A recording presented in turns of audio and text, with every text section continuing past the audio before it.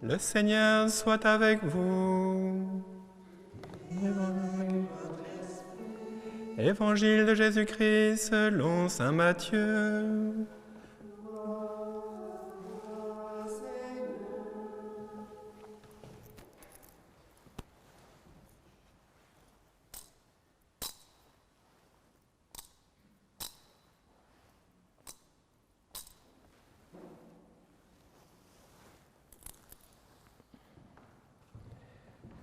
En ce temps-là, Jésus disait à ses disciples : « Quand le Fils de l'homme viendra dans sa gloire, et tous ses anges avec lui, alors il siégera sur son trône de gloire.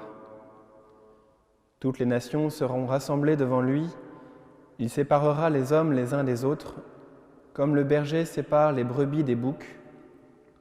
Il placera les brebis à sa droite et les boucs à sa gauche. Alors le roi dira à ceux qui seront à sa droite : Venez les bénis de mon Père, recevez en héritage le royaume préparé pour vous depuis la fondation du monde. Car j'avais faim et vous m'avez donné à manger. J'avais soif et vous m'avez donné à boire. J'étais un étranger et vous m'avez accueilli. J'étais nu et vous m'avez habillé. J'étais malade et vous m'avez visité. J'étais en prison et vous êtes venus jusqu'à moi. Alors les justes lui répondront : Seigneur, quand est-ce que nous t'avons vu ? Tu avais donc faim et nous t'avons nourri ? Tu avais soif et nous t'avons donné à boire ? Tu étais un étranger et nous t'avons accueilli ? Tu étais nu et nous t'avons habillé ? Tu étais malade ou en prison ? Quand sommes-nous venus jusqu'à toi ? Et le roi leur répondra : Amen, je vous le dis, chaque fois que vous l'avez fait à l'un de ces plus petits de mes frères, c'est à moi que vous l'avez fait. Alors ils diront à ceux qui seront à sa gauche : Allez-vous-en loin de moi, vous les maudits, dans le feu éternel préparé pour le diable et ses anges. Car j'avais faim et vous ne m'avez pas donné à manger. J'avais soif et vous ne m'avez pas donné à boire. J'étais un étranger et vous ne m'avez pas accueilli. J'étais nu et vous ne m'avez pas habillé. J'étais malade et en prison et vous ne m'avez pas visité. Alors ils répondront eux aussi : Seigneur, quand avons-nous vu avoir faim, avoir soif, être nus, étrangers, malades ou en prison, sans nous mettre à ton service ? Il leur répondra : Amen, je vous le dis, chaque fois que vous ne l'avez pas fait à l'un de ces plus petits, c'est à moi que vous ne l'avez pas fait. Et ils s'en iront, ceux-ci au châtiment éternel, et les justes à la vie éternelle. Acclamons la parole de Dieu.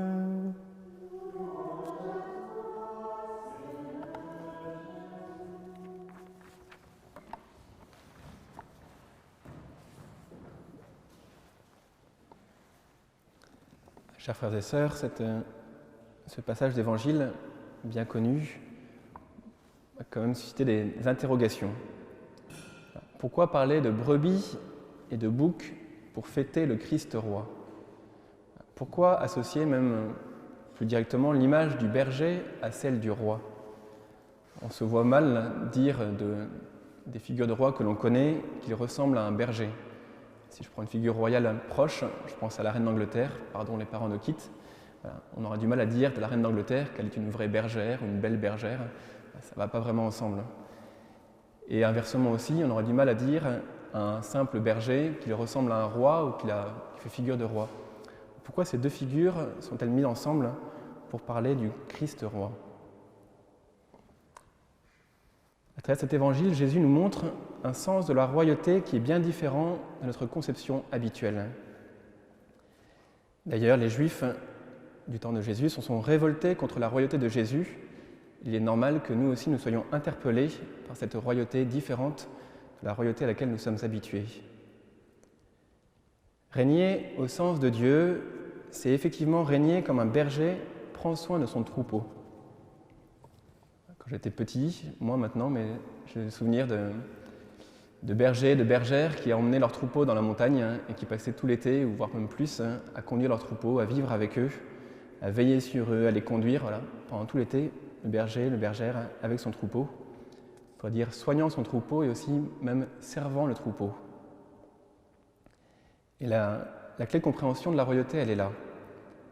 Le pape Saint Jean-Paul II le dit, voilà, pour Dieu et pour l'Église, le service constitue le fondement même du règne dans lequel servir veut dire régner. Il poursuit, le Christ, serviteur du Seigneur, manifestera à tous la dignité royale du service à laquelle la vocation de tout homme est étroitement liée. Donc la fête du Christ roi, c'est la fête du service, le service du Christ, mais aussi la fête de notre royauté à nous, qui sommes invités à servir, à être roi comme le Christ a été roi et serviteur. Donc le Christ roi que nous fêtons aujourd'hui n'est pas un roi, n'est pas le roi qui juge, n'est pas d'abord le roi qui juge et qui règne avec puissance sur son peuple, mais le roi qui s'est fait serviteur et qui veut nous rendre semblables à lui. En étant serviteur comme le Christ s'est fait serviteur, nous sommes rois comme le Christ est roi. Alors pourquoi parler de brebis et de boucs ? Le Christ en plus mélange les espèces et mélange les genres. Si on prend alors qu'est-ce qu'une brebis ? Une brebis, a priori, c'est plutôt relativement gentil, doux, assez discipliné. Nous avons depuis cette année quelques moutons au presbytère. Il a fallu faire le point justement entre qu'est-ce que c'est qu'une brebis, un bouc, un bélier, un mouton. Et on a un bélier, une brebis et un agneau. Et de ces trois moutons, le seul qui n'est pas attaché, c'est la brebis. Et inversement, le bouc, lui, on pourrait dire assez rapidement que c'est relativement ingérable un bouc, ça n'en fait qu'à sa tête, et surtout, nous dit un de nos frères prêtres, ça pue énormément. Un bouc, ça pue, c'est insupportable. Et donc, vous ne verrez jamais un troupeau de boucs suivre un berger. Au contraire, une brebis, c'est docile, ça se laisse faire, ça suit le berger. Peut-être l'invitation qu'on peut entendre aujourd'hui de la part du Seigneur, ça aide vraiment cette brebis qui avant toute chose est docile et suit son berger. La bonne nouvelle de l'Évangile, c'est qu'en fêtant le Christ roi, on fête d'abord Jésus qui vient prendre soin de nous. La royauté de Jésus, c'est Jésus qui vient nous servir. Nous qui sommes affamés, assoiffés, étrangers, nus, malades et en prison. En fait, être brebis, c'est d'abord accepter docilement que Jésus prenne soin de nous, car nous avons faim sûrement de relations. Nous sommes assoiffés de vérité. Nous sommes des étrangers, parfois pour nos propres voisins. Nous sommes mis à nu dans notre pratique religieuse.